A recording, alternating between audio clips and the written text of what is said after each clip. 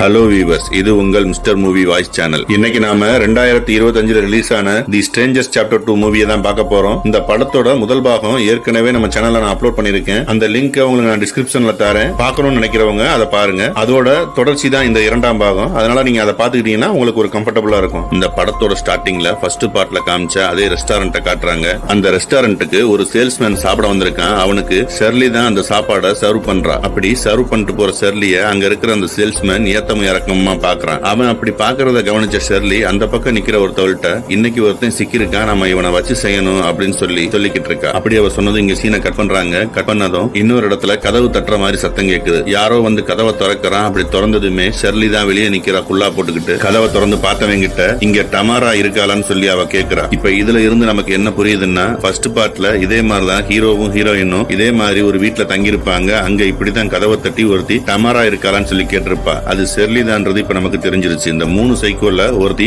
Shirley அப்படிங்கறத நம்ம confirm பண்ணிக்கிறோம். அப்படியே அங்க சீனை கட் பண்ணி இப்ப நடு காட்டுக்குள்ள காட்டுறாங்க. மழை சோன்னு பெஞ்சுகிட்டு இருக்கு. அப்படி கொட்டுற மலையில அந்த சேல்ஸ்மேனை நடு காட்டுக்குள்ள வச்சு அவங்க கொல்றதுக்காக வராங்க. அப்ப அந்த சேல்ஸ்மேன், என்ன தயவு பண்ணி விட்டுருங்க, எனக்கு குழந்தை குட்டியெல்லாம் இருக்கு, நான் இனிமே இந்த பக்கம் வரவே மாட்டேன், என்ன தயவு செஞ்சு விட்டுருங்கன்னு சொல்லி அவன் கெஞ்சிக்கிட்டு இருக்கான். அப்படி அவன் கெஞ்சிக்கிட்டு இருக்கும் போது அந்த சாக்குப்பை முகமுடி போட்டவன் அவனை துடிக்க துடிக்க அந்த இடத்துலயே கோடாரியால வெட்டி கொள்றான். அவன் அப்படி கோடாலியால வெட்டினாலுமே அவனோட உயிர் பிரியல. அதுக்கப்புறம் அவன் பக்கத்துல இருந்த அந்த 2 பொண்ணுங்களையும் பாக்குறான். அவங்க கத்தி எடுத்துட்டு போய் அவனை அந்த இடத்துலயே துடிதுடிக்க குத்தி கொள்றாங்க. அப்படியே அங்க சீன் கட் ஆகுது. இப்ப ஹீரோயினை தான் காட்டுறாங்க. ஹீரோயின் ஹாஸ்பிடல்ல கண்ணு முழிக்கிறா. கண்ணு முழிச்ச ஹீரோயின்ட்ட நர்ஸும் டாக்டரும் அவங்க பேரை சொல்லி இன்ட்ரோடியூஸ் ஆகிக்கிறாங்க. அந்த நர்ஸோட பேரு டேனிகா.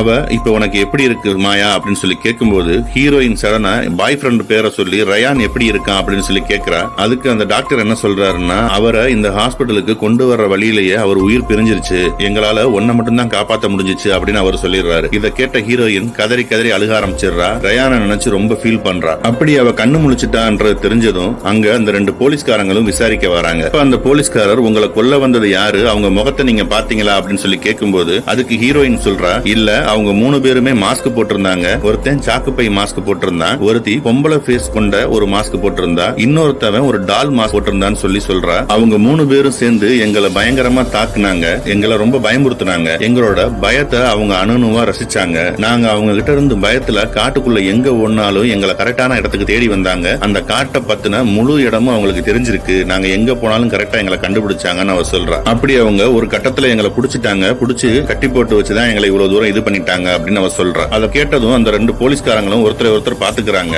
அப்படி அவங்க பாக்குறத பார்த்ததுமே ஹீரோயினுக்கு தெரிஞ்சிருது, இந்த மாதிரி சம்பவம் ஏற்கனவே இங்க நடந்திருக்கு போலன்ட்டு. உடனே அதை அவங்க கிட்டயும் கேட்கிறா, இது மாதிரி ஏற்கனவே இங்க நடந்திருக்கான்னு சொல்லி. அப்ப இன்னொரு போலீஸ்காரன் என்ன சொல்றான்னா, அதை பத்தி நாங்க உங்களுக்கு அப்புறமா சொல்றோம், நீங்க உங்களுக்கு தெரிஞ்ச விஷயத்தை எங்களுக்கு முதல்ல சொல்லுங்க ஃபுல்லா அப்படின்னு சொல்லிடுறான். ஆமா, இன்னொரு விஷயமும் நடந்துச்சு. நாங்க அந்த வீட்டுல தங்கி இருக்கும் போது ஒரு பொண்ணு வந்து எங்க வீட்டோட கதவை தட்டினா. நாங்க கதவை திறந்து பார்க்கும்போது அவ எங்க கிட்ட டமாரா இருக்காளான்னு சொல்லி கேட்டா அப்படிங்கறத அவ சொல்றா. அப்படி அவ சொன்னதும் 2 போலீஸ்காரங்களும் ஒருத்தர் பாத்துக்கிட்டு, என்னது டமாராவா அப்படின்னு சொன்ன மாதிரி பாத்துக்கிறாங்க. அவங்க அப்படி பார்த்தத ஹீரோயின் நோட் பண்ணிடுறா. இருந்தாலும் அவங்க வேற எந்த விஷயத்தையும் அவகிட்ட சொல்லிக்கல. சரி மேடம், இன்னைக்கு எங்க விசாரணை முடிஞ்சிருச்சு, நாங்க அடுத்து வந்து உங்களை பாக்குறோம்னு சொல்லிட்டு அவங்க அங்க இருந்து கிளம்பிடுறாங்க. இப்ப அப்படியே அந்த ரெஸ்டாரண்ட் தான் காட்டுறாங்க. அந்த ரெஸ்டாரண்ட்டுக்கு அந்த 2 போலீஸ்காரங்களும் சாப்பிட வந்திருக்காங்க. அப்படி சாப்பிட வந்தவங்க கிட்ட அங்க வேலை பாக்குற அந்த லேடி, என்ன சார் இங்க ஒரு இன்சிடென்ட் நடந்துச்சு, அது என்னாச்சு, 2 பேரும் இப்படி குத்துப்பட்டு கிடைச்சாங்களே, அவங்க இப்ப பொழைச்சுக்கிட்டாங்களான்னு சொல்லி கேக்குறாங்க. ஆமா, அதுல அந்த பையன் இறந்து போயிட்டான், அந்த பொண்ணு மட்டும் உயிர் பிழைச்சிருக்கா, அந்த பொண்ணு உயிர் பிழைச்சதே அபூர்வம் அப்படின்னு அந்த போலீஸ்காரர் சொல்லிக்கிட்டு இருக்காரு. அப்படி அவர் சொல்லிக்கிட்டு இருக்கும் போது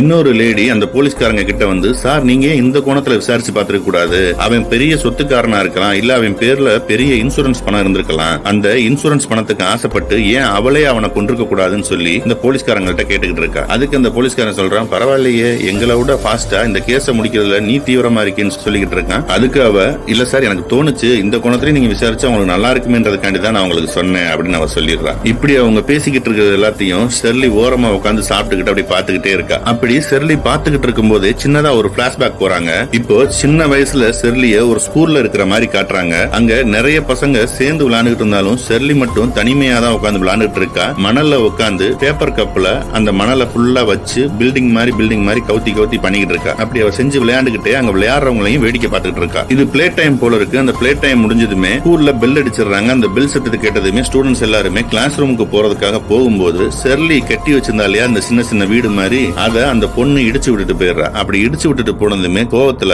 1-2 இது இடியாம இருக்கும், அதையும் ஃபுல்லா அவ கலைச்சு விட்டுறா. அப்படி அவ சோகமாகி அவ தான் பக்கத்துல இருந்த தன்னோட பொம்மையை எடுத்து அவ தோல்ல வச்சு கட்டி பிடிச்சுக்கிறா. இந்த பொம்மைய நல்லா நோட் பண்ணுங்க. இந்த பொம்மையோட ஃபேஸும் இப்போ இந்த 3 சைக்கோங்க கொலை பண்றாங்கல்ல, அதுல ஒருத்தவளோட ஃபேஸோட மாஸ்கும் ஒரே மாதிரி இருக்கும். அப்ப இதுல இருந்து நமக்கு தெரிஞ்சிருது ஷெர்லி தான் இந்த பொம்மையோட ஃபேஸ் மாதிரியே இருக்கிற மாஸ்கை இப்ப யூஸ் பண்ணிட்டு இருக்கா அப்படிங்கிறது. இப்ப அப்படியே ஹாஸ்பிட்டல்ல காட்டுறாங்க. ஹாஸ்பிட்டல்ல ஹீரோயின் பெட்ல படுத்திருக்கா. அப்படி அவ படுத்துக்கிட்டே ரயான் கூட அவ எவ்வளவு சந்தோஷமா இருந்தா அப்படிங்கறத அவ நினைச்சு பார்த்துக்கிட்டு இருக்கா. அப்படி அவ நினைச்சு பார்த்துக்கிட்டு இருக்கும் போது நர்ஸ் டானிகா ஹீரோயினுக்கு மாத்திரைகளை எடுத்துட்டு வரா. அப்படி மாத்திரை கொடுக்க வந்த நர்ஸ் கிட்ட நான் டமாரா இருக்காளான்னு சொல்லி என்கிட்ட ஒரு பொண்ணு கேட்டா அப்படின்னு அந்த போலீஸ்காரங்கள்ட்ட சொன்னதும் அவங்க ஒருத்தரை ஒருத்தர் பாத்துக்கிட்டாங்க. மற்றபடி எந்த விஷயத்தையுமே சொல்லல. உனக்கு ஏதாவது தெரியுமான்னு சொல்லி அந்த நர்ஸ் கிட்ட கேக்குறா. அப்படி அவ கேட்டதும் அந்த நர்ஸ் சொல்றா, டமாராங்கிறது வேற யாரும் இல்ல, அது ஒரு பேய் கதையில வர ஒரு பேய். அத பத்தின கதை இங்க உலாவிக்கிட்டு இருக்கு. அதனாலதான் அவங்க 2 பேரும் ஒருத்தரை ஒருத்தர் பாத்துக்கிட்டாங்க.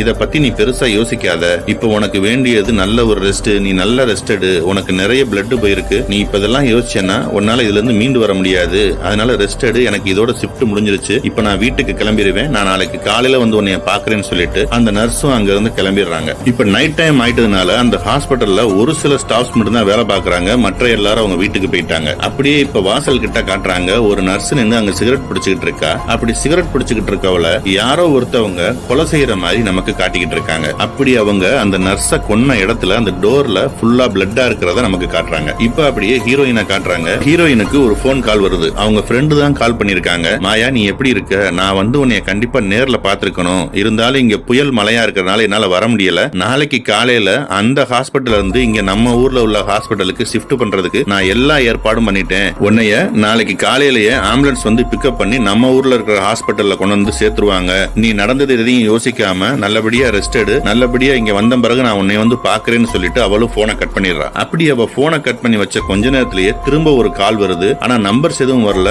அன்னோன் காலர் அப்படின்னு சொல்லி அந்த போன்ல காட்டுது. அவளும் போனை அட்டன் பண்ணி தன்னோட ஃப்ரெண்டு தான் பேசுறதா நினைச்சுக்கிட்டு அவளோட பேரை சொல்லி கூப்பிட்டுக்கிட்டே இருக்கா, டெபி டெபின்னு சொல்லி. ஆனா அந்த பக்கம் யாருமே பேசாம அமைதியா இருக்கிறதுனால ஹீரோயினுக்கு ஒரு மாதிரி பதட்டமாகுது. ஹார்ட் பீட் ரைஸ் ஆகுது. அப்படியே கொஞ்ச நேரத்துல அங்க டமாரா இருக்காளா அப்படிங்கிற வாய்ஸ் கேட்டதும் ஹீரோயின் பயத்தோட உச்சிக்கே போயிடுறா. நம்ம இங்க இருக்கிறது அவங்களுக்கு தெரிஞ்சிருச்சு. இப்ப நம்மளை கொல்றதுக்காக இங்கேயும் அவங்க வந்துட்டாங்க அப்படிங்கறத அவ புரிஞ்சுக்கிறா. அப்படி அவ அந்த சத்தத்தை கேட்டதும் போனை உடனே கட் பண்ணிடுறா. அவ அப்படி ரூமுக்குள்ள இருக்கும்போது வெளியே நிறைய அசம்பாவிதங்கள் ஏற்படுற மாதிரி சத்தங்கள் கேக்குது. யாரோ ஒருத்தன் கத்துற மாதிரி எல்லாம் சத்தம் கேக்குது. இதை கேட்ட அவ கொஞ்ச நேரத்துல அந்த ரூம்ல இருந்து மெதுவா வெளியே வந்து பாக்குறா. அப்படி ரூமை விட்டு வெளியே வந்தவ அங்க யாருமே இல்லங்கறத அவ தெரிஞ்சுக்கிறா. யாராவது இருக்காங்கிறதையும் சுத்தி முத்தி பாத்துக்கிட்டே இருக்கா. சரி, நம்ம எப்படியாவது இங்க இருந்து தப்பிச்சிடலாம்னு சொல்லி வேகமா ஓடி போய் எக்ஸிட் டோரை திறக்க பாக்குறா. ஆனா டோரை திறக்க முடியல. டோர் லாக் ஆயிருக்கு. நைட் டைம் அப்படிங்கறதுனால இதுக்கப்புறம் யாரும் வரமாட்டாங்கன்றதுனாலயோ என்னவோ தெரியல, அந்த டோரை அவங்க லாக் பண்ணிடுவாங்க போல. அதனால அந்த டோரை அவங்க திறக்க முடியல. அப்படி அவ டோரை திறக்க முயற்சி பண்ணிக்கிட்டு இருக்கும் போது அந்த ஹாஸ்பிட்டல்ல எரிஞ்சுக்கிட்டு இருக்க லைட் எல்லாம் இப்ப ஆஃப் ஆயிடுது. அப்படியே அவ தன்னுடைய போனை எடுத்து சிக்னல் கிடைக்குதான்னு பாக்குறா, யாருக்காவது கால் பண்ணலாம்னு சொல்லி. ஆனா அந்த போன்லயுமே சிக்னல் இல்ல. இப்ப அவ அந்த இருட்டுக்குள்ளேயே அப்படியே நம்ம எப்படியா தப்பிச்சிடலாம்னு சொல்லி மெதுவா அப்படி நடந்து போய்கிட்டு இருக்கா. அப்படி அவ நடந்து போய்கிட்டு இருக்கும் போது அவளை சுத்தி நிறைய சத்தங்கள் கேக்குது. அவ மெதுவா அப்படி நகர்ந்து போய்கிட்டே இருக்கா. அப்படி அவ நடந்து கொஞ்சம் தூரம் போய்கிட்டு இருக்கும் போது அந்த சாக்கு பை மாஸ்க் போட்டவன் பக்கத்து ரூம்ல எல்லா இடத்தையும் செக் பண்ணிக்கிட்டு இருக்கிறத இவ பாத்துறா. அப்படி அந்த சைக்கோ பக்கத்து ரூம்ல தேடி பாத்துக்கிட்டு இருக்கான்றது தெரிஞ்சதும் வேகமா ஹீரோயின் இன்னொரு ரூமுக்குள்ள போய் அங்க இருக்கிற வார்டுல உள்ள ஸ்கிரீன் எல்லாம் அந்த சைக்கோக்கு கேக்குற மாதிரி சத்தமா எல்லா வார்டோட ஸ்கிரீனையும் க்ளோஸ் பண்ணி விடுறா. அந்த சத்தத்தை கேட்டதும் அந்த சைக்கோ அந்த வார்டை நோக்கி வர ஆரம்பிக்கிறான். வந்து அங்க உள்ள ஒரு ஸ்கிரீனையா விலக்கி செக் பண்ணி பாக்குறான். அப்படி அவன் செக் பண்ணி பாத்துக்கிட்டு இருக்கும் போது ஹீரோயின் ஒரு கதவுக்கு பின்னாடி ஒளிஞ்சிருந்திருப்பா போல. அந்த கதவுக்கு பின்னாடில இருந்து மெதுவா வந்து அந்த ரூம்ல இருந்து வெளியே ஓடுவா. அப்படி ஓடுறத அந்த சைக்கோவும் பார்த்துட்டு அவளை பின்னாடியே தொடர ஆரம்பிக்கிறான். அந்த ரூமை விட்டு தப்பிக்கிறதுக்காக வேகமா வெளியே ஓடி வந்த ஹீரோயின் ஓடிக்கிட்டே இருக்கும்போது ஒரு இடத்துல ஒரு சின்ன லிப்ட் மாதிரி இருக்கிறத பாக்குறா. அந்த லிப்ட் என்னன்னா அந்த அழுக்கு துணிகளை எல்லாம் செலவு செய்யறதுக்காக அந்த லிப்ட் மூலியமா அனுப்புவாங்க போல. அது மாதிரிதான் இருக்கு சின்னதா. அந்த லிப்டுக்குள்ள ஏறி உட்காந்து கீழ் பட்டனை பிரஸ் பண்ணி அவ கீழே போறதுக்கு ட்ரை பண்ணும்போது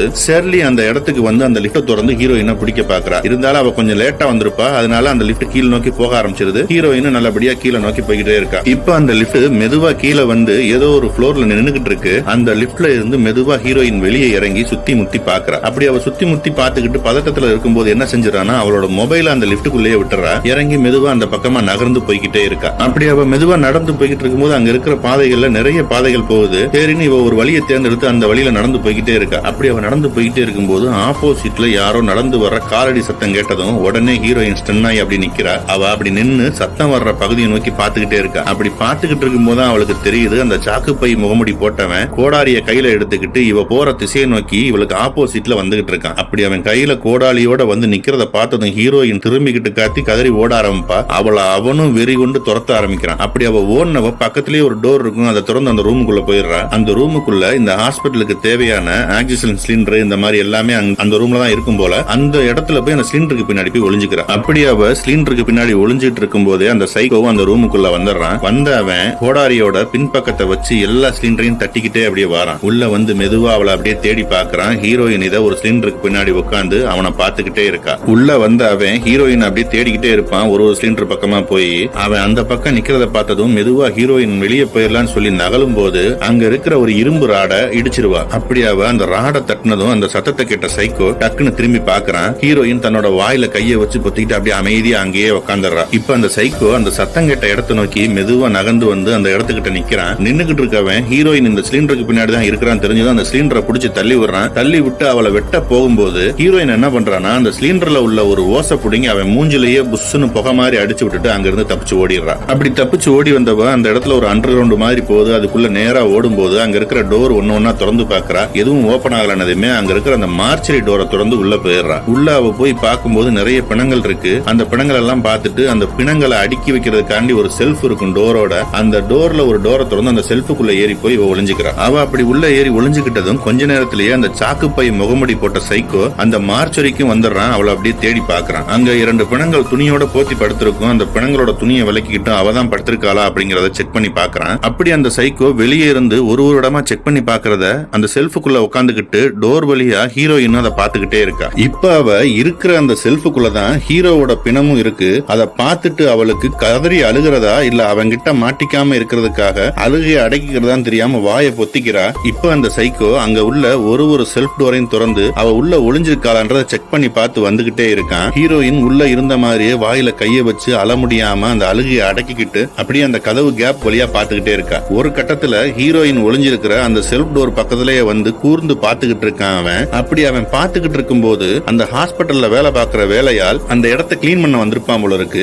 அவனை பார்த்ததும் இவனுக்கு பயங்கர வெறியாயிருது. ஏற்கனவே அவன் ஹீரோயினை தேடி ரொம்ப கடுப்புல இருப்பான். இவனை பார்த்ததும் நமக்கு நல்லா ஒரு ஆள் கிடைச்சாண்டான்னு சொல்லி அவனை அந்த இடத்திலேயே வெட்டி கொன்னுட்டு அங்க இருந்து பேசாம கிளம்பி போயிடுறான். அவன் அப்படி கிளம்பி போன அடுத்த செகண்ட் ஹீரோயின் ஹீரோவோட டெட் பாடியை கட்டி பிடிச்சிட்டு அழுக ஆரம்பிக்கிறா. அவன் கூட வாழ்ந்த தன்னுடைய நினைவுகள் எல்லாம் நினைச்சு பாக்குறா. 5 வருஷம் நம்ம காதலிச்சு இப்பதான் கல்யாணம் பண்ணிக்கலாம்னு இருந்தோம். இப்படி கல்யாணம் பண்ணி நம்ம சந்தோஷமா இருக்கிற நேரத்துல நீ என்னை விட்டு போயிட்டியேன்னு நினைச்சு வருத்தப்பட்டு அழுதுகிட்டு இருக்கா. கொஞ்ச நேரம் ஹீரோவோட டெட் பாடியை கட்டி பிடிச்சு அழுதுட்டு இதுக்கு மேல நம்ம இங்க இருந்தா மாட்டிக்கிறோம்னு சொல்லி மெதுவா அந்த டோரை திறந்து வெளியே இறங்குறா. வெளியே இறங்கி சுத்தி முத்தி பாக்குறா, யாரும் இல்ல. அப்படியே அந்த மார்ச்சரி டோரை திறந்து ஒரு வழியா ஹாஸ்பிட்டலோட வெளிப்பகுதிக்கு ஓடி வந்துடுறா. அங்க இருந்தவ தெருவை நோக்கி ஓட ஆரம்பிக்கிறா. அப்படி அவ ஓடுறத அந்த முகமுடி போட்ட சைக்கோ அங்க இருந்து பாத்துக்கிட்டு தான் இருக்கான். அப்படி அவ ஓடி போய்கிட்டே இருக்கும்போது ஒரு இடத்துல ஒரு பண்ணை வீட்டை பாக்குறா. அந்த பண்ணை வீட்டுக்கு வெளியே ஒரு கார் ஒண்ணு நிக்குது. அந்த கார் டோரை திறந்து உள்ள சாவி இருக்கான்னு செக் பண்ணி பாக்குறா. அந்த காரோட சாவி உள்ள இல்ல. சரி, அப்ப இங்கதான் எங்கேயாவது வச்சிருப்பாங்கன்னு சொல்லி இப்ப அவ அந்த வீட்டுக்கு பின்பகுதியில வந்து பாக்குறா. அங்க நிறைய செல்ஃப்ல சாவி டூல்ஸ் எல்லாமே அடுக்கி வச்சிருக்கு. அந்த சாவிகள்ல ஏதாவது கார் சாவி இருக்குமான்னு தேடி பாக்குறா. அப்படி அவ தேடி பார்த்துக்கிட்டு இருக்கும் போதே இந்த பண்ணை வீட்டோட ஓனர் வந்து பின்னாடி துப்பாக்கி வச்சுட்டு நிக்கிறா. யார் நீ, என்ன இங்க பண்ணிக்கிட்டு இருக்க, என்னத்தை திருட வந்தன்னு சொல்லி கேட்கும்போது நான் திருடலாம் வரல, என்ன சில பேர் கொலை பண்ண வராங்க, நீங்க போலீஸ்க்கு இன்ஃபார்ம் பண்ணுங்கன்னு சொல்லி அவ சொல்லிக்கிட்டு இருக்கா. அப்படி அவ கேட்டதும் அந்த பண்ணை வீட்டுக்கார ஓனர் என்ன சொல்றாங்கன்னா, போலீஸுக்கு நீ போன் பண்றதெல்லாம் வேஸ்ட், அவங்க யாரும் உனக்கு உதவி பண்ண மாட்டாங்க அப்படின்னு சொல்லிக்கிட்டு இருக்கும் போது அந்த ஹவுஸ் ஓனரை அந்த சைக்கோ அந்த இடத்திலேயே ஒரு அம்பை எய்து கொன்னுறான். அப்படி அந்த ஓனரை கொன்னதும் அங்க இருந்து தப்பிச்சு ஹீரோயின் வேகமா ஓட ஆரம்பிக்கிறா. ஓடி போய் குதிரை பண்ண மாதிரி இருக்கு அந்த குதிரைகள் இருக்கிற இடத்துல போய் ஒளிஞ்சுக்கிறா. சார்பார ஒரு பொருளையும் எடுத்து கையில வச்சுக்கிறா. இப்ப அந்த இடத்துக்கு ஷெர்லி பொண்ணு அவளை தேடி வாரா. தேடி ஒரு குதிரை இருக்கிற இடத்துலயும் அவ ஒளிஞ்சிருக்காளான்னு சொல்லி செக் பண்ணிக்கிட்டே வந்துகிட்டு இருக்கா. அப்படி அவ தேடி வந்துகிட்டு இருக்கும் போது அங்க உள்ள குதிரைகள் எல்லாம் அவளை பார்த்து மிரளுது. ஒரு இடமா தேடி வந்துகிட்டு இருக்கும் போது ஹீரோயின் கிட்ட வந்ததும் ஹீரோயின் தான் கையில வச்சிருந்த சார்பான பொருளை எடுத்து அவளை ஒரே குத்தா குத்திட்டு அங்க இருந்து தப்பிச்சு ஓடிடுறா.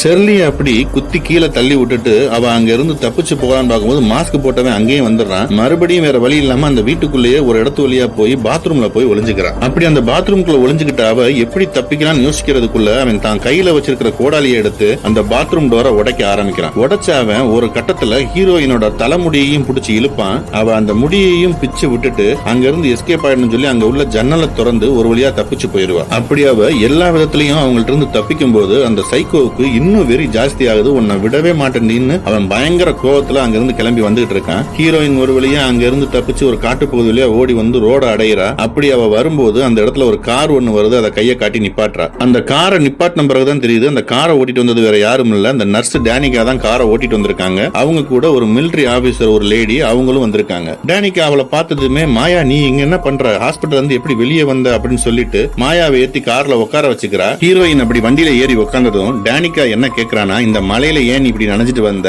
உன் தையல்ல தண்ணி பட்டா அது செப்டிக் ஆயிரும், உனக்கு அது உயிருக்கே ஆபத்தா முடிஞ்சிரும், நீ இப்படி வந்திருக்க கூடாதுன்னு சொல்லிக்கிட்டு அவ அந்த மெடிக்கல் கிட்ட எடுத்து அவ பின்னாடி இருக்கிற சீட் கவர்ல வைக்கிறா. அதுல அந்த தையல் போடுற மாதிரி இதெல்லாம் இருக்கு போல, அதை அப்படி பின்னாடி சீட் கவர்ல வைக்கிறா. வச்சுட்டு பின்னாடி சீட்ல ஒரு ஜாக்கெட் ஒன்னு இருக்கும், அதை எடுத்து நீ போட்டுக்க, அது உனக்கு கொஞ்சம் வார்மா இருக்கும், நீ அதை போட்டுக்கன்னு சொல்லி அந்த ஜாக்கெட் எடுத்து அவகிட்ட கொடுக்கறா. அதே மாதிரி ஹீரோயின் அந்த ஜாக்கெட் எடுத்து போட்டுக்கிறா. அதுக்கப்புறம் முன்னாடி உட்கார்ந்து இருந்த அந்த மிலிட்டரி ஆபீசர் லேடிய ஹீரோயினுக்கு இன்ட்ரோடியூஸ் பண்ணி வைக்கிறா. இவங்க என்னோட ஃப்ரெண்டு தான். ஹீரோயின் இது எல்லாத்தையும் கேட்டு அமைதியா தான் இருக்கா. ஆனா உடனே வண்டி எடுங்க நம்ம கிளம்புறான்னு சொல்லிக்கிட்டு இருக்கவும் இவங்க கார் டோரை லாக் பண்ணவும் ஹீரோயினுக்கு ஒரு பதட்டம் ஆயிடுது. ஏன் கார் டோரை லாக் பண்ணீங்க, எதுக்காக இப்ப நீங்க லாக் பண்றீங்கன்னு சொல்லி சத்தம் போட ஆரம்பிக்கிறா. அவங்க சொல்றதையே காதுல வாங்க மாட்டேங்கிறா. ஒரு கட்டத்துல நீங்க என்ன பண்ண பாக்குறீங்க, நீங்க என்ன கொலை பண்ண பாக்குறீங்களா வைக்கிறீங்கன்னு சொல்லி கேட்கும்போது டேனிகா சொல்றான், நாங்க ஏன் உன்னை அப்படி செய்ய போறோம், நாங்க உன்னை வந்து எங்க வீட்டுக்கு தான் கூட்டி போறோம், நீ கொஞ்சம் அமைதியா இரு, அப்பதான் நாங்க சொல்றது உனக்கு புரியும்னு சொல்லவும் கொஞ்சம் அவ அமைதியாகிறா. அதுக்கப்புறம் சமாதானமாய் உட்கார்ந்து அங்க இருந்து வண்டி கிளம்புது. அப்படி கிளம்பி போய்கிட்டு இருக்கும் போதே பின்னாடி அவ வச்சா இல்லையா அந்த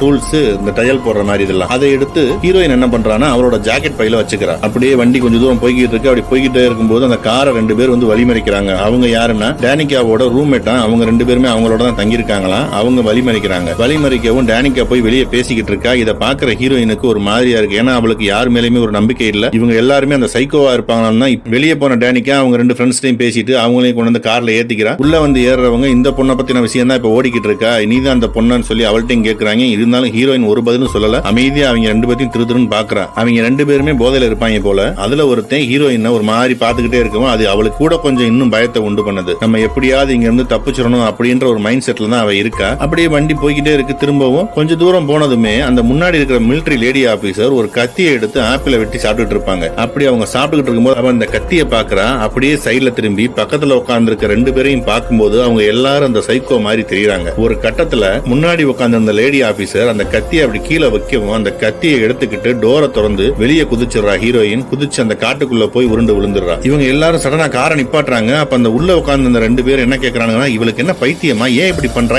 எதுக்கான இந்த காட்டுக்குள்ள இப்ப குதிச்சா, எங்களுக்கு ஒண்ணுமே புரியலன்னு சொல்லி எல்லாரும் அந்த இடத்துல தேட ஆரம்பிக்கிறாங்க. ஆனா அவங்களுக்கு இருட்டு ஜாஸ்தியா இருக்கவும் அந்த காட்டு பகுதிக்குள்ள அவங்க எவ்வளவுதான் லைட் அடிச்சு தேடி பார்த்தாலும் ஹீரோயின் இருக்கிற இடம் தெரியல. சரின்னு அவங்க கொஞ்ச நேரம் தேடி பார்த்துட்டு மறுபடியும் அங்க இருந்து வண்டி எடுத்துட்டு அவங்க கிளம்பிடுறாங்க. இப்ப அந்த பக்கம் போலீஸ்காரங்க 2 பேர்த்த காட்டுறாங்க. அவங்க நைட் ரோந்துல போய்கிட்டு இருக்கும்போது ஹீரோயின் எங்களை ஒரு ட்ரக் துரத்திட்டு வந்துச்சு, அது ஒரு சிகப்பு ட்ரக்னு சொல்லிருப்பா இல்லையா, அந்த ட்ரக் அங்க நிக்கிறத பாக்குறாங்க. ஆனா அதை பத்தி அவங்க இறங்கி போய் பார்த்து விசாரிக்கணும்னு நினைக்கல. அதை பார்த்துட்டு அப்படியே கடந்து போயிடுறாங்க. இந்த பக்கம் ஹீரோயின் காட்டுக்குள்ள வந்துட்டா இல்லையா, காட்டுக்குள்ள ரொம்ப தாகம் எடுக்க போய் அங்க ஓடிக்கிட்டு இருக்க நதியில தண்ணியை குடிக்கிறா. குடிச்சிட்டு தன்னோட காயத்தை பாக்குறா. அதுல இருந்து பிளட் ப்ளீடிங் ஆகிட்டே இருக்கு. ஏன்னா இவ்வளவு தூரம் அவ ஓடி வந்திருக்கா இல்லையா, அதுல தையலும் அந்த பேண்டேடும் கொஞ்சம் பிரிஞ்சிருச்சு போல, அதனால ரத்தம் வந்துகிட்டே இருக்கு. இப்ப அதை நிப்பாட்டணும்னா அவ மேற்கொண்டு அது மேல தையல் போட்டாகணும். உடனே அந்த கிட்ட எடுத்து பிரிச்சு பாக்குறா. அதுக்குள்ள தையல் போடுறதுக்கு உண்டான எல்லாமே இருக்கு. அவளுக்கு அவளோட காயத்துல அவளே தையல் போட ஆரம்பிக்கிறா. அப்ப தையல் போடுறதுக்காக அந்த ஊசி அப்படி அவ கோர்க்கும் போது அவளோட வலி தாங்க முடியாம கத்துவா. அந்த சத்தம் வெளியே கேட்டக்கூடாதுன்றதுக்காண்டி நம்ம எங்க கத்திர போறோம்னு சொல்லி அங்க இருக்கிற ஒரு மரக்கட்டைய வாயில கவ கொடுத்துக்கிட்டு அப்படியே அவளுக்கு அவளையே தையல் போட்டு முடிச்சிடறா ஒரு வழியா. அப்படி அவ தையல் போட்டு முடிச்சதும் அவளுக்கு அந்த வலி வேதனையிலேயே ஒரு மாதிரி மயக்கம் வர்ற மாதிரி இருக்கும். அப்படியே சாஞ்சு படுத்தவ விடியிற வரைக்கும் அங்கனையே தூங்கிடுறா. விடிஞ்ச பிறகுதான் எந்திரிக்கிறா. எந்திரிச்ச அவ காட்டு வழி பாதையில மெதுவா நடந்து போய்கிட்டே இருக்கா. அப்படி அவ போய்கிட்டே இருக்கும்போது அவளுக்கு முன்னாடி ஒரு கார் ஒண்ணு இருக்கிறத பாக்குறா. அது பழைய பாலடைஞ்ச கார் மாதிரி இருக்கு. அந்த காரை பாக்குறா. ஹீரோயின் அப்படி அந்த பக்கம் போய்கிட்டு இருக்கும் போது இந்த பக்கம் ஹீரோயினை தேடி அந்த 3 சைக்கோகளும் முதல்ல ஹீரோயின் கட்டை பிரிச்சு ஒரு கட்டு போட்டிருப்பா இல்லையா, அந்த கட்டு போட்ட இடத்துக்கு வந்துடுறாங்க. அங்க அவ கலட்டி போட்ட கட்டும் அங்கதான் கிடக்கு. அதை பார்த்துட்டு அவ இந்த காட்டுக்குள்ளதான் இப்ப இருக்கா அப்படிங்கறத தெரிஞ்சுக்கிறாங்க. அப்படி காட்டுக்குள்ள ஓடின ஹீரோயினை கண்டுபிடிக்கிறதுக்காக இவனுங்க ஒரு விஷயம் பண்றானுங்க. என்னன்னா அந்த காட்டுக்குள்ளேயே ஒரு பாலடைஞ்ச வீடு ஒண்ணு இருக்கு. அதுல ஒரு சங்கிலியை போட்டு பூட்டு போட்டு வச்சிருக்கானுங்க. அதுக்குள்ள ஏதோ ஒரு மிருகம் கத்துற மாதிரி இருக்கு. இப்ப போய் அந்த கதவை திறக்கிறானுங்க. அப்படி அவனுங்க கதவை திறக்கிறதோட தான் நமக்கு காட்டுறாங்க தவிர்த்து அதுக்குள்ள என்ன மிருகம் இருக்கு என்னன்றத நமக்கு காட்டல. அப்படியே இப்ப இந்த பக்கம் ஹீரோயினை காட்டுறாங்க. ஹீரோயின் ரொம்ப குளிரா இருக்கிறதுனால அங்க இருக்கிற சில விறகு குச்சிகளை எடுத்து தீ மூட்டி அதுல அவ குளிர் காஞ்சுக்கிட்டு இருக்கா. அப்படி அவ அமைதியா உட்கார்ந்து குளிர் காஞ்சுக்கிட்டு இருக்கும் போது ஏதோ ஒண்ணு பின்னாடி ஓடி வர சத்தம் அவளுக்கு கேக்குது. கொஞ்சம் அந்த பக்கம் இந்த பக்கம் திரும்பி பாக்குறா. அந்த ஓடி வர சத்தம் இவ கிட்ட நெருங்க நெருங்க இவளுக்கு கொஞ்சம் பதட்டமாகுது. அப்படி அவ திரும்பி பார்க்கும்போது அவளை ஏதோ ஒரு மிருகம் துரத்த ஆரம்பிக்கிற மாதிரி இருந்ததும் வேகமா அவ ஓட்டம் எடுத்து ஓட ஆரம்பிக்கிறா. ஓடி போய் அங்க ஒரு பாலடைஞ்ச கார் இருந்துச்சு, அந்த காருக்குள்ள போய் உட்காந்து கதவை மூடிக்கிறா. அப்படி அவ கதவை மூடி உள்ள உட்காந்துக்கிட்டாலுமே அந்த வெளியே இருக்கிற அந்த மிருகம் அந்த காரோட டோரை போட்டு முட்டி உடைக்குது, எப்படியாவது உடைச்சிட்டு உள்ள வரணும்னு பாக்குது. ஒரு கட்டத்துல அந்த மிருகம் வெறி கொண்டு தாக்குற சத்தம் அங்க நின்றது. அப்படியே கொஞ்ச நேரம் அமைதியா இருக்கு. இத பார்த்த ஹீரோயின் அது போயிடுச்சு போல நினைச்சுக்கிட்டு மெதுவா ஜன்னல் வழியா வந்து எட்டி பாக்குறா. அப்படி அவ எட்டி பார்த்துக்கிட்டு இருக்கும்போது அந்த காரோட பின்னாடி சைடு டிக்கி ஓபன்ல இருக்கும் போல அந்த டிக்கி வழியா உள்ள புகுந்து அந்த பின்னாடி சீட்டை பொத்துக்கிட்டு அந்த மிருகம் உள்ள வர பாக்குது. இப்பதான் அந்த மிருகத்தை நமக்கு காட்டுறாங்க, அது ஒரு காட்டு பன்றி. அப்படி அந்த மிருகம் உள்ள வர பாக்குறதுக்கு முன்னாடியே ஹீரோயின் முன்னாடி உள்ள டோரை எப்படியாவது திறக்க முயற்சி பண்ணி டோரை திறந்து வெளியே ஓடி வந்து கதவை மூடிடுறா. அப்படி அவ கதவை மூடினாலுமே அந்த கதவை உடைச்சு தூக்கி எறிஞ்சிட்டு வெளியே வந்து வேகமா ஹீரோயினை தாக்க ஆரம்பிக்குது அந்த காட்டு பன்றி. நல்ல ஜெய்ஜாண்டிக்கா இருக்கு, நல்ல பெரிய காட்டு பன்றியா இருக்கு. அது அவளை புடிச்சு அந்த பக்கமும் இந்த பக்கமும் கடிச்சு போட்டு படுத்தி எடுக்குது. ஏற்கனவே அவ தனக்குத்தானே தையல் போட்டு அவளுக்கு உண்டான காயத்துல உண்டான வேதனையே இன்னும் மாறல. அதுக்குள்ள இந்த பன்றி வேற அவளை போட்டு கடிச்சு அவளை இன்னும் டயர்டாக்குது. அதுல டயர்டான ஹீரோயின் அப்படியே கொஞ்சம் மயங்கின மாதிரி கிடக்கா. ஒரு கட்டத்துல அந்த காட்டு பண்ணி அவளை கடிக்கிறத விட்டுட்டு அவ மேல ஏறி நிக்குது. பாவம் அதுல மூச்சு விட முடியாம அவ ரொம்ப கஷ்டப்பட்டுக்கிட்டு இருப்பா. அது அப்படி இறங்கி போகவும் அவளுக்கு முன்னாடி அவ கொண்டு வந்த கத்தி இருக்கும். அந்த கத்தியை எப்படியாவது எடுத்துடலாம் அப்படின்ட்டு அவ கொஞ்சம் கொஞ்சமா தவளை பாப்பா. அவ லேசா நகர்ற அசைவு தெரிஞ்சாலே அந்த காட்டு பன்றி வேகமா அவளை தாக்க ஆரம்பிக்குது. ஒரு கட்டத்துல அவளை தூக்கி போட்டு திருப்பி வச்சு அவ காலை புடிச்சு கடிக்க ஆரம்பிக்குது. அப்படி அந்த காட்டு பன்றி அவளோட காலை கடிச்சுக்கிட்டு இருக்கும்போது அவ என்ன பண்றான்னா அந்த காட்டு பன்னியோட மூஞ்சிலேயே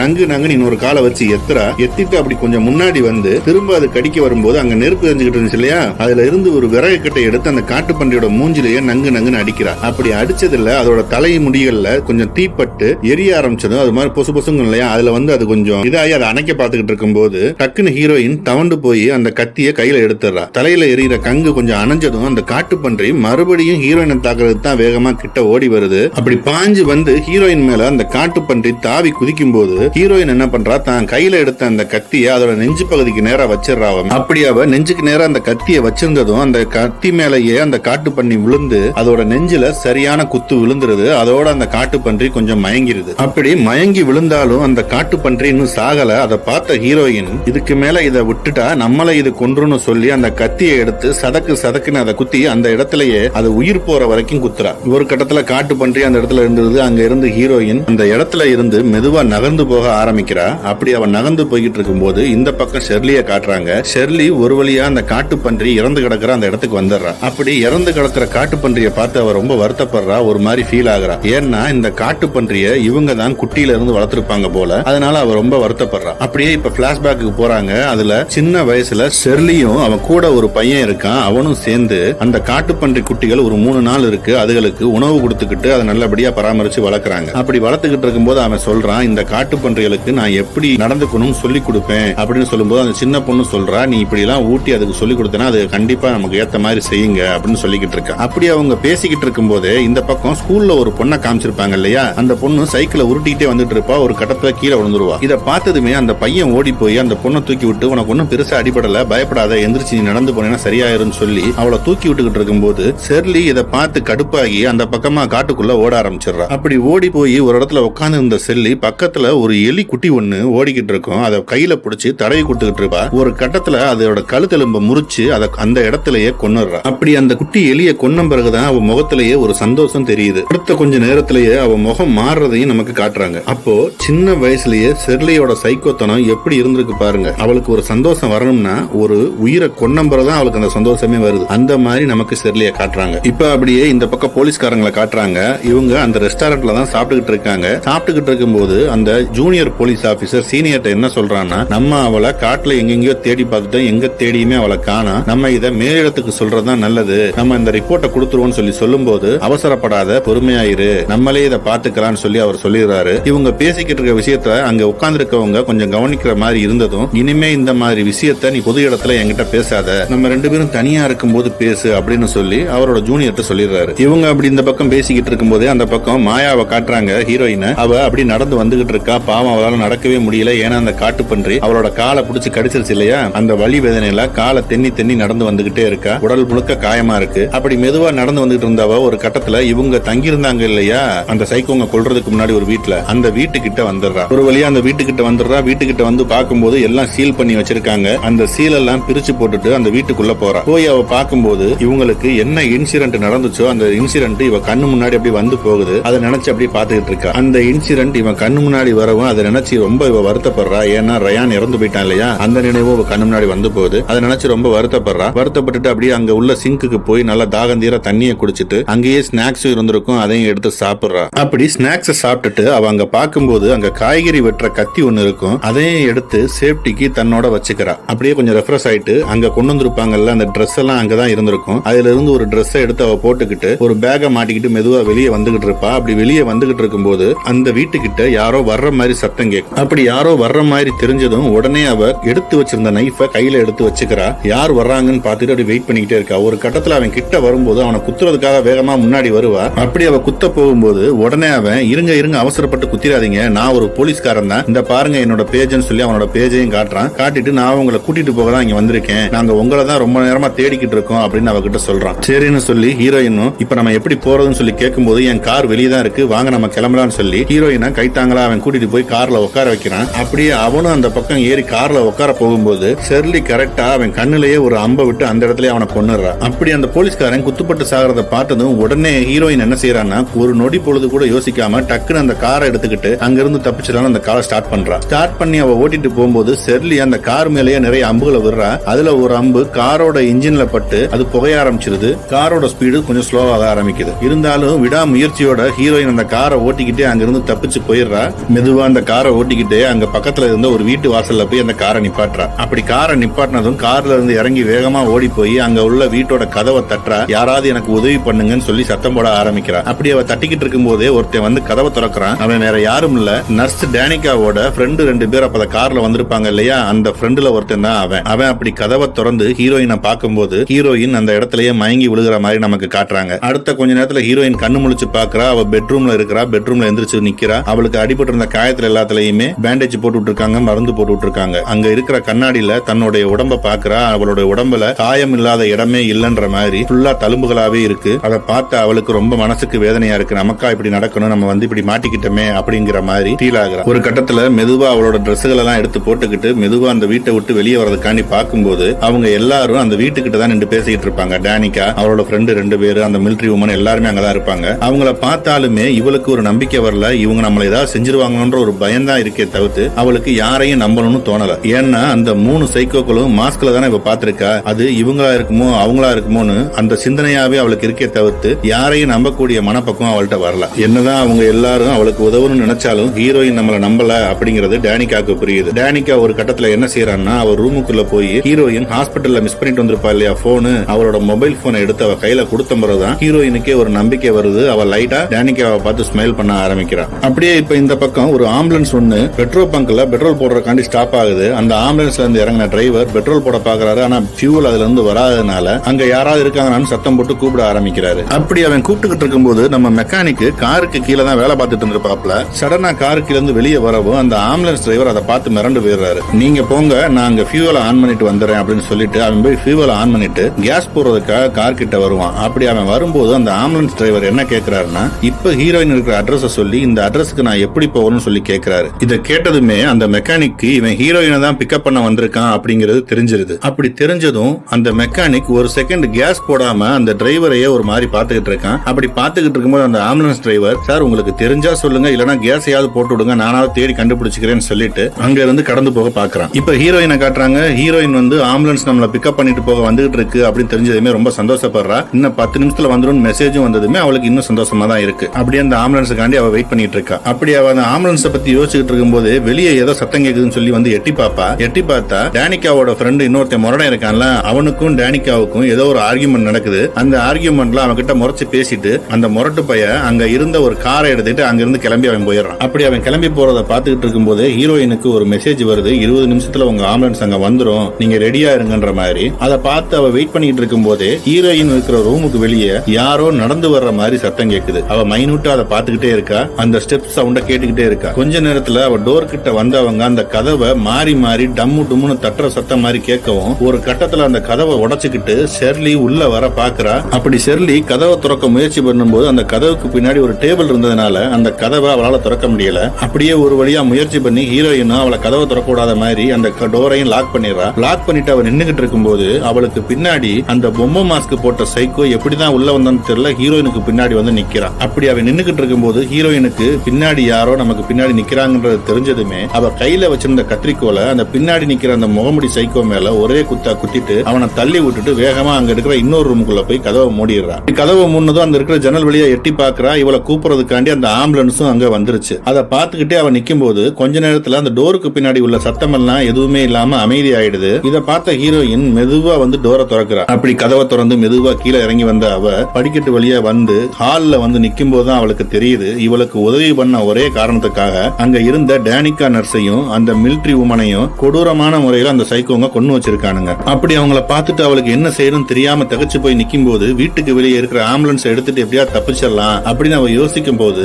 அதுக்குள்ள அந்த பொம்மை மாஸ்க் போட்ட சைக்கோ அங்க வந்துடுறான். அவன்கிட்ட இருந்து தப்பிக்கணும்ன்றதுக்காண்டி இன்னொரு டோர் வழியா ஓடும் போது அங்க இன்னொருத்தன் ஹெல்ப் பண்ணா இல்லையா, அவனும் இறந்து போன நிலையில கிடக்குறான். இப்பதான் தெரியுது இவங்க எல்லாரும் நமக்கு உதவி பண்ணதான் வந்திருக்காங்க, நமக்கு உதவன ஒரே காரணத்துக்காண்டி இவங்களை இப்படி கொண்டுட்டாங்களே அப்படின்றத நினைச்சுக்கிட்டு வேகமா அங்க இருந்து ஓட ஆரம்பிக்கிறா ஹீரோயின். இப்ப வேகமா ஓடி வந்து ஆம்புலன்ஸ்ல ஏறின ஹீரோயின் அங்க இருக்கிற டிரைவர்ட்ட வண்டி எடுங்க டிரைவர் நம்ம கிளம்பலாம்னு சொல்லி சொல்லும் போது அந்த டிரைவர் பின்னாடி திரும்பும் போதுதான் தெரியுது அங்க இருக்கிற டிரைவர் இல்ல, ஷெர்லி தான் அந்த டிரைவர் சீட்ல உட்காந்துருக்கான்றது. ஷெர்லி வேகமா ஒரு கத்தியை எடுத்து ஹீரோயினை கொலை பண்றதுக்கு முயற்சி பண்ணுவா. ஹீரோயினுக்கும் ஷெர்லிக்கும் பயங்கரமான ஒரு சண்டை நடந்துகிட்டு இருக்கும். அப்படி சண்டை நடந்துகிட்டு இருக்கும் போது ஹீரோயின் என்ன பண்றா, ஒரு கட்டத்துல அவ பாக்கெட்ல வச்சிருந்த சிசரை எடுத்து ஷெர்லியோட தலையிலேயே அந்த மாஸ்க் மேலேயே ஒரு குத்து குத்திடுறா. குத்துனதுமே ஷெர்லி மயங்கன மாதிரியே அப்படியே அந்த ஆம்புலன்ஸ்குள்ளேயே உட்காந்துடுறா. அப்படி அவ மயங்கி கிடக்கிறத பார்த்ததும் ஹீரோயின் அவ உயிரோட இருக்காளா இல்ல இறந்துட்டாளான்னு யோசிக்கிறதுக்குள்ள அந்த கோடாரி வச்சிருக்க சைக்கோ அங்க வந்துட்டான். வந்து கார் கண்ணாடியை உடைக்க ஆரம்பிக்கிறான். இதை பார்த்த ஹீரோயின் வேகமா ஆம்புலன்ஸ் எடுத்து அங்க இருந்து கிளம்பி தப்பிச்சு போக பாக்குறான். அப்படியே ஹீரோயின் வேகமா ஆம்புலன்ஸ் ஓட்டிட்டு போய்கிட்டு இருக்கா. அப்படி அவ போய்கிட்டே இருக்கும்போது ஒரு கட்டத்துல ஷெர்லி முழிச்சிடறா. முழிச்ச ஷெர்லி ஹீரோயின் கழுத்துல ஒரு ரோப்பை போட்டு இறுக்கி அவளை கொல்ல முயற்சி பண்றா. அப்படி அந்த பிரச்சனை நடந்துகிட்டு இருக்கும் போதே இவங்க ஓட்டிட்டு போன ஆம்புலன்ஸ்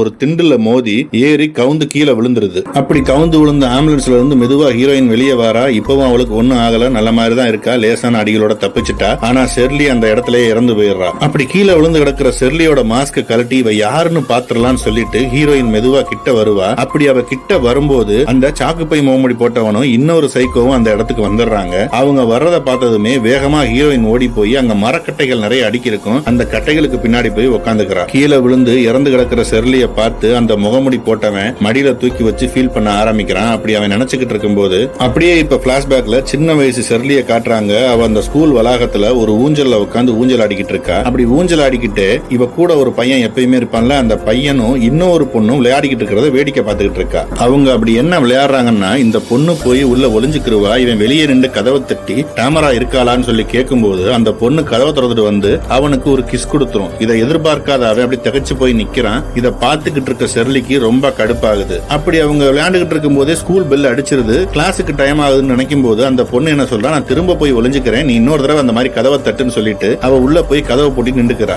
மறுபடியும் கதவை தட்டுற சத்தம் கேக்குது. ஆனா இந்த தடவை கதவை தட்டுறது ஷெர்லி. கதவை திறந்து பார்த்தா ஷெர்லி தான் வெளியே நிக்கிறா. ஷெர்லி உடனே அவகிட்ட கேமரா இருக்காளான்னு சொல்லி கேட்டுட்டு அவ கையில வச்சிருந்த கல்லை எடுத்து அந்த பொண்ணை அடிச்சு அந்த இடத்திலேயே கொல்றா. அப்படி அவ அடிச்சதுல அந்த பொண்ணு கீழே விழுந்து இறந்து கிடக்கும் போது அவ பாடியில இருந்து வர பிளட்ல படம் மாதிரி வரைஞ்சு இவங்க ரெண்டு பேரும் அதை பார்த்து ரசிச்சுக்கிட்டு இருக்காங்க. ஷெர்லி கூடவே ஒரு பையன் இருந்திருப்பான்ல, அவனும் அதை பார்த்து ஒன்னும் திகச்சு போகாம அவ பக்கத்துல உட்காந்து அந்த பிளட்ல வரைஞ்சுக்கிட்டு இருக்கான். அப்படி அவன் பக்கத்துல உட்காந்து அந்த பிளட்ல ஒரு படம் வரைஞ்சிட்டு ஷெர்லியோட கையை புடிச்சுக்கிட்டு ரெண்டு பேருமே சேர்ந்து சிரிக்க ஆரம்பிக்கிறாங்க. அப்புறம் தான் நமக்கு காட்டுறாங்க அந்த பிளட்ல ஒரு ஸ்மைலி படத்தை தான் வரைஞ்சிருக்காங்க. அது நமக்கு நல்லாவே தெரியும். இங்க அவங்க கொலை செய்யும் போதெல்லாம் அந்த டோர்கள்ல ஒரு படத்தை வரைஞ்சு வச்சுட்டு போவாங்க, அந்த ஸ்மைலி படம் தான் அது. அவங்க அடிச்சு கொன்னாங்க இல்லையா, அந்த பொண்ணு பேரு தான் டேமரா. ஒரு இடத்துலயும் ஷெர்லி வந்து டேமரா இருக்காளான்னு சொல்லி கேட்பாளே, அது அவ மேல உள்ள கடுப்புல தான் அப்படி கேட்கறாளோ என்னமோ தெரியல. அப்படியே இந்த பிளாஷ்பேக்கோட இந்த இடத்துல இந்த படமும் முடியுது. ஹீரோயினும் அதை அப்படி பாத்துக்கிட்டு இருக்கா. இதுக்கு அடுத்த கட்டத்துல ஹீரோயின் எப்படி தப்பிக்க போறா,